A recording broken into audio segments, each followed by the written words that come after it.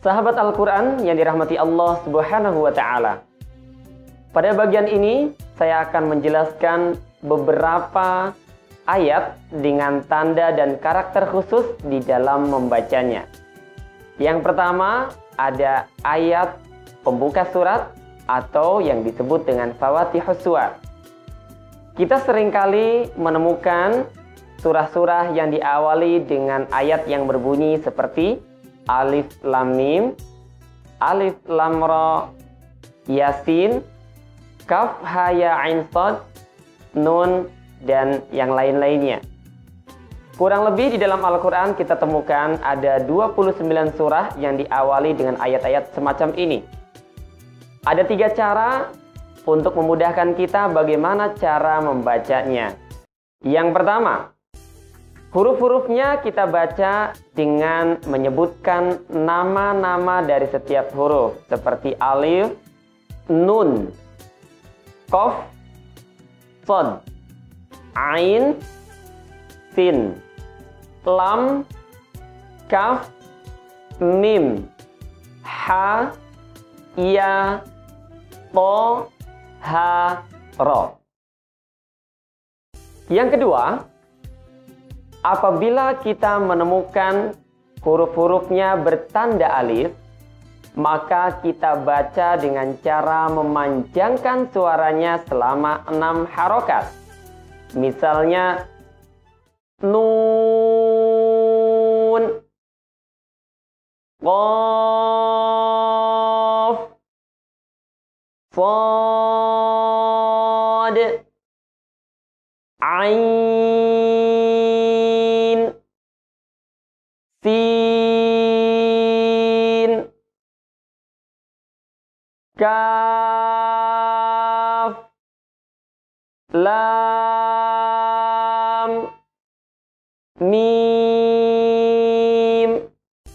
Sementara jika hurufnya bertanda panjang berupa alif berdiri, ya, maka kita baca dengan cara mengayunkan saja suaranya selama 2 harokat, yaitu ha, ya, to, ha, ro. Seperti dalam lafaz toha. Dan cara yang ketiga, setiap akhiran dari huruf-huruf yang dibaca, kita lakukan sesuai dengan karakter huruf-hurufnya. Semisal ada bunyi qalqalah dan juga bunyi dengung. Sebagai contoh, ada kaf, ha, ya, ain, shad. Di ujung bacaan terdengar ada huruf qalqalah, yaitu shad. Maka kita panjangkan selama 6 harokat karena ada tanda alif di atasnya. Kemudian diakhiri dengan cara mengkolkolahkan atau memantulkan bunyinya. Baik, perhatikan beberapa contoh di dalam membaca ayat-ayat Fawatihus Suwar ini. Alif Lam Mim, Kaf Ha Ya Ain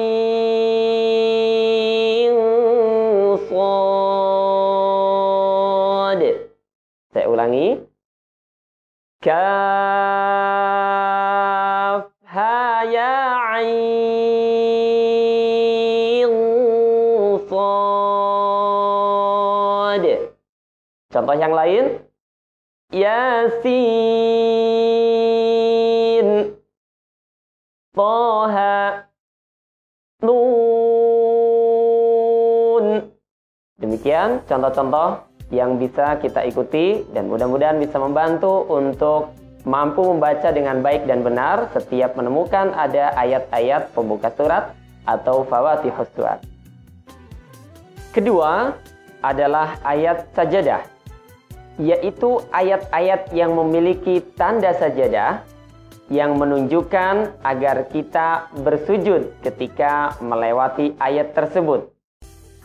Disunahkan pada saat bersujud untuk membaca doa Allahumma laka sajadtu wa bika amantu wa laka aslamtu sajada wajhiya lilladzi khalaqahu wa sawwarahu wa syaqqa sam'ahu wa basarahu bihaulihi wa quwwatihi fatabarakallahu ahsanul khaliqin.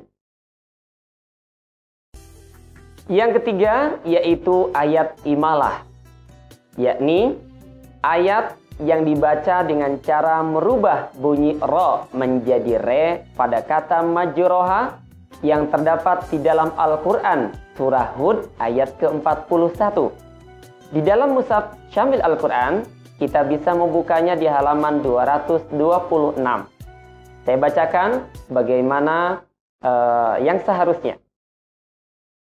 Wa qala rukabu fiha bismillahi majriha wa mursaha inna rabbi laghafurur rahim. Ayat keempat yaitu ismam. Ismam adalah memonyongkan bibir pada saat mengucapkan nun bertanda tasydid dalam kata la ta'manna yang terdapat di dalam Al-Quran surah Yusuf ayat yang ke-11. Menampakkan bibir sebagai pengganti dari harokat domah yang terbuang dari kata tersebut. La ta'manna. La ta'manna. Saya berikan rumus yang mudah untuk diingat, yaitu SMS. SMS maksudnya senyum, monyong, senyum. La ta'manna. Perhatikan sekali lagi rumus SMS untuk membaca ayat ismam ini di dalam mempraktikannya. La ta'manna. Secara utuh saya akan baca surah Yusuf ayat yang ke-11. Qalu ya abana malaka la ta'manna ala Yusuf. La ta'manna ala Yusuf wa inna lahu lanasihun. Ayat selanjutnya yaitu ayat saktah. Ayat yang mengharuskan kita membaca dengan cara memberhentikan sejenak tanpa disertai dengan bernafas ketika kita melewati tanda saktah. Di dalam mushaf Al-Quran yang kita gunakan, kita akan menemukan 4 tempat yang dibaca dengan cara saktah yang merujuk kepada bacaan riwayat Imam Hafiz an Asim berdasarkan Thoriqoh Asy-Syatibiyah. Pertama, surah Al-Kahfi ayat 1, ayat 2. وَلَمْ يَجْعَلْ لَهُ عِوَجًا قَيِّمًا لِيُنذِرَ بَأْسًا شَدِيدًا. Pada saat kita memberhentikan kalimat iwaja, tidak boleh bernafas. Perhatikan sekali lagi. وَلَمْ يَجْعَلْ لَهُ عِوَجًا قَيِّمًا لِيُنذِرَ بَأْسًا شَدِيدًا. Tempat yang kedua yaitu surah Yasin ayat ke-52. قَالُوا يَا وَيْلَنَا مَنْ بَعَثَنَا مِنْ مَرْقَدِنَا هَذَا مَا وَعَدَ الرَّحْمَنُ. Ayat yang ketiga, surah Al-Qiyamah ayat ke-27. وَقِيلَ مَنْ رَاقَ. Dan ayat yang keempat terdapat di dalam surah Al-Mutaffifin ayat yang ke-14. كَلَّا بَلْ رَانَ عَلَى قُلُوبِهِمْ مَا كَانُوا يَكْسِبُونَ. Yang keenam yaitu ayat nakal. Terdapat di dalam surah Al-Hujurat ayat yang ke-11 di halaman 516. Terdapat kalimat bi'sal ismu yang kita baca dengan bunyi bi'sal ismu. Kenapa? Karena harokat kasrah yang dimiliki oleh hamzah pada kalimat ismu dipindahkan kepada huruf lam yang pada mulanya berharokat mati.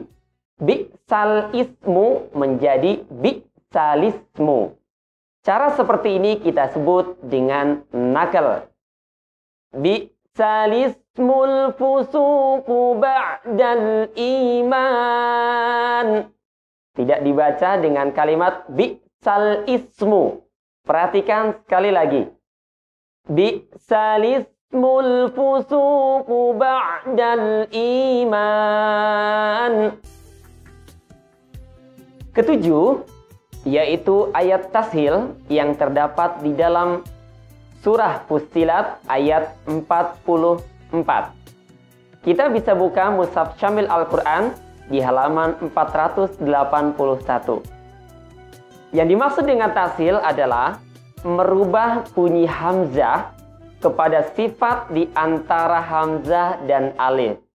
Cara sederhana, kita menemukan kata a'jamiyun di ayat ini, kita baca dengan bunyi a'jamiyun. Perhatikan bagaimana saya membacanya. Law qalu laula fussilat ayatuh a'jamiyyun wa 'arabi. Perhatikan sekali lagi, terutama pada saat membaca a'jamiyun. A'jamiyyun wa 'arabi. A'jamiyyun wa 'arabi. Kedelapan, tanda bulatan di atas huruf alif. Ada dua macam tanda bulat yang kita temukan. Yang pertama, bulatan sempurna, dan yang kedua, bulatan tegak lonjong. Apabila kita menemukan huruf alif yang terdapat tanda bulat sempurna, maka selamanya kita baca dengan bacaan pendek.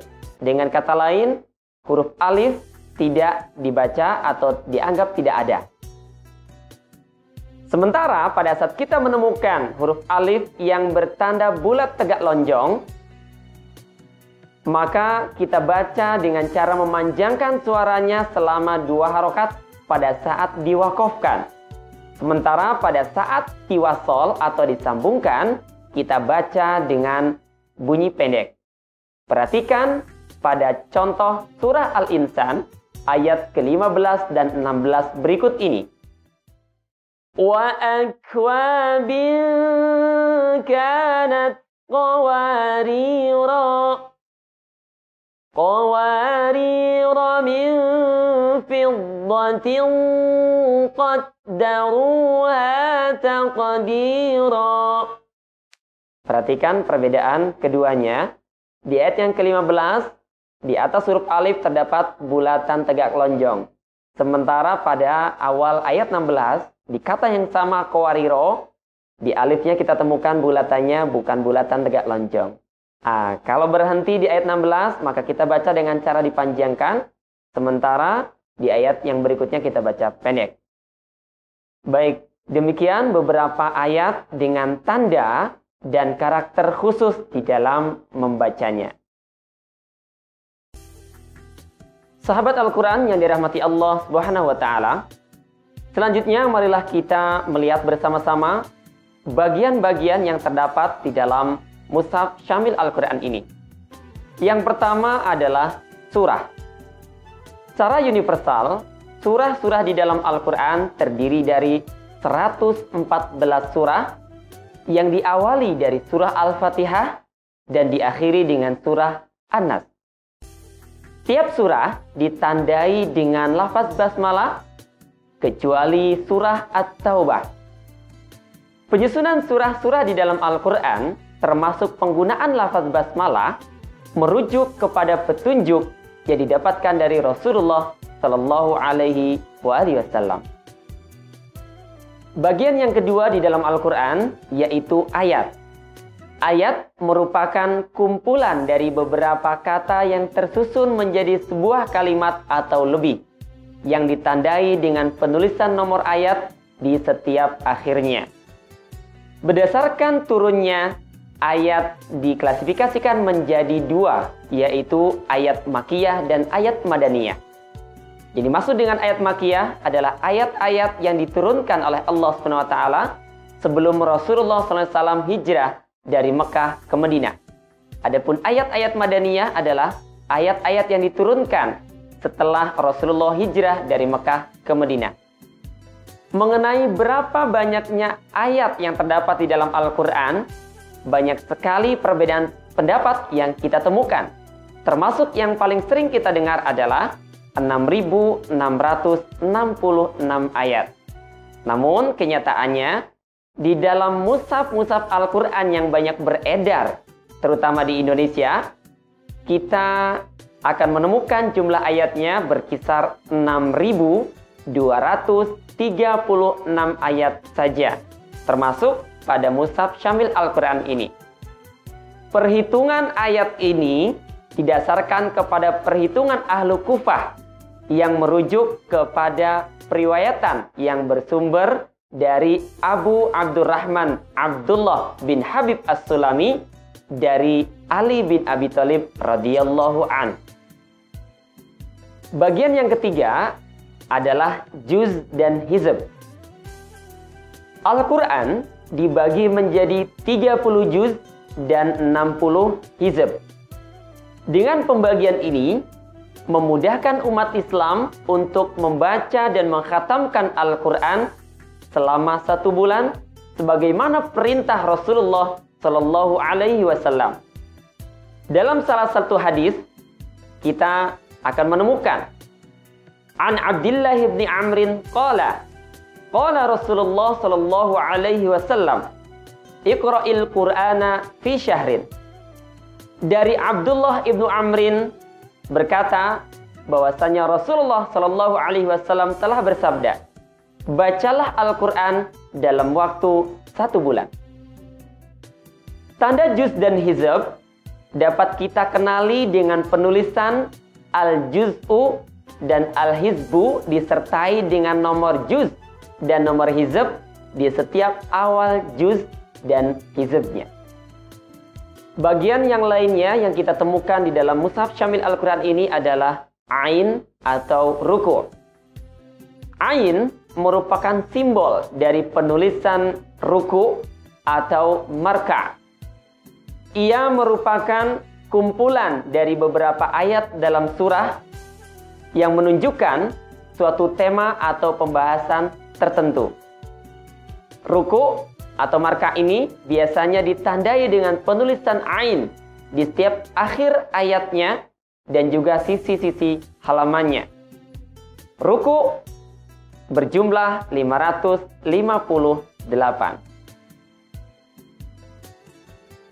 Sahabat Al-Quran yang dirahmati Allah Subhanahu wa Ta'ala, untuk membantu Anda di dalam berinteraksi dengan Al-Quran, kami hadirkan rumus cepat untuk membuka atau mencari halaman juz, yaitu HN sama dengan N-1 kali 20 ditambah 2, di mana N merupakan bilangan juz yang sedang kita cari.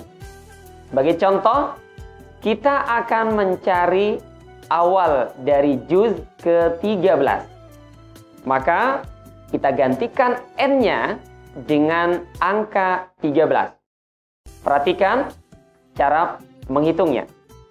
HN sama dengan N-1 dikali 20 ditambah 2. Gantikan N dengan angka 13. 13 dikurangi 1 dikali 20 ditambah 2. Hasilnya 12 dikali 20 ditambah 2. 12 kali 20, 240 ditambah 2 menjadi 242. Itu artinya kita akan menemukan juz ke-13 pada mushaf Syamil Al-Quran ini mulai dari halaman 242. Contoh yang lain, kita akan membuka juz ke-27. Maka kita gunakan rumus yang sama dengan menggantikan N dengan angka 27. 27 dikurangi 1 dikali 20 ditambah 2. Hasilnya 26 dikali 20 ditambah 2. 26 kali 20 hasilnya 520. Ditambah 2 menjadi 522. Itu artinya halaman pertama dari juz ke-27 kita bisa membukanya dari halaman 522.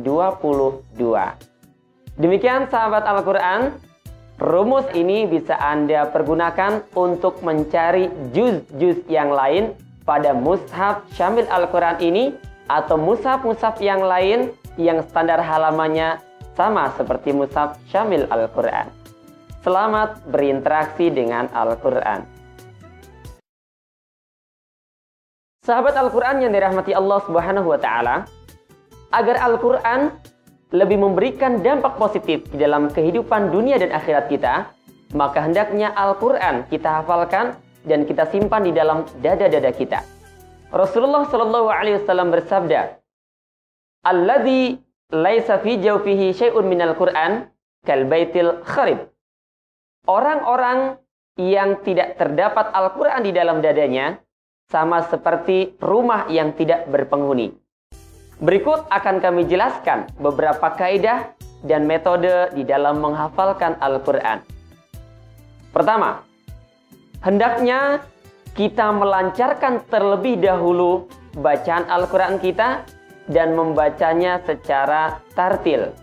Untuk itu kami sangat menganjurkan Anda untuk mengulang-ulang terlebih dahulu pelajaran demi pelajaran yang kami sampaikan di dalam program Metode Syabana. Yang kedua, hendaknya kita memiliki seorang guru atau syekh agar ketika kita menghafal tidak terjadi kesalahan di dalam membacanya. Atau pada saat kita melakukan kesalahan setidaknya kita langsung diperbaiki oleh guru atau syekh kita. Yang ketiga, hendaknya kita menggunakan satu mushaf yang sama dan tidak berganti-ganti. Karena berganti-ganti Al-Quran hanya akan mengacaukan hafalan Al-Quran kita. Oleh karena itu, mushaf Syamil Al-Quran jangan lupa untuk senantiasa kita bawa kemana-mana agar menguatkan hafalan Al-Quran kita. Kaidah yang keempat yaitu menghafal tidak lebih dari 2 halaman dalam sehari.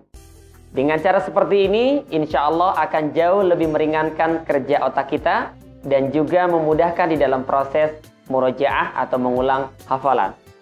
Kemudian, kaidah yang kelima yaitu menghafal secara terbalik dari surah An-Nas hingga surah Al-Baqarah. Karena hal ini akan jauh lebih mudah dilakukan. Kaidah ke-6 yaitu senantiasa meneruskan niat karena ingin mendapatkan ridho Allah Subhanahu wa Ta'ala dan senantiasa memupuk semangat untuk terus menghafalkan Al-Quran dengan membaca fadilah-fadilah atau keutamaan-keutamaan Al-Quran dan kisah-kisah penghafal Al-Quran. Yang ketujuh, senantiasa berbaik sangka kepada Allah dan bertawakal hanya kepadanya, serta senantiasa mewaspadai akan bisikan-bisikan dan perangkap-perangkap setan yang selalu berusaha untuk menghentikan niat baik kita di dalam menghafal dan mengamalkan Al-Quran. Dan kaidah yang ke-8 adalah kita berdoa kepada Allah SWT agar kita ditetapkan sebagai hamba-Nya yang mendapatkan taufik dan hidayah untuk menghafalkan dan mengamalkan Al-Quran. Amin ya Allah ya Rabbal Alamin. Selanjutnya marilah kita mulai dengan tips menghafal Al-Quran.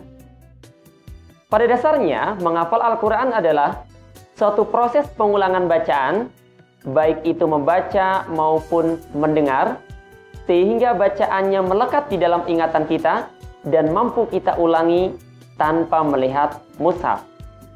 Ada beberapa cara yang dapat membantu di dalam proses percepatan menghafal Al-Quran. Yang pertama adalah membaca secara berulang-ulang dari ayat yang akan kita hafalkan sambil mencermati urutan dan tata letak ayat-ayatnya di dalam halaman yang kita hafalkan. Kemudian yang kedua, dengan cara membaca terjemah atau tafsir untuk memahami kandungan dari ayat-ayat yang kita hafal.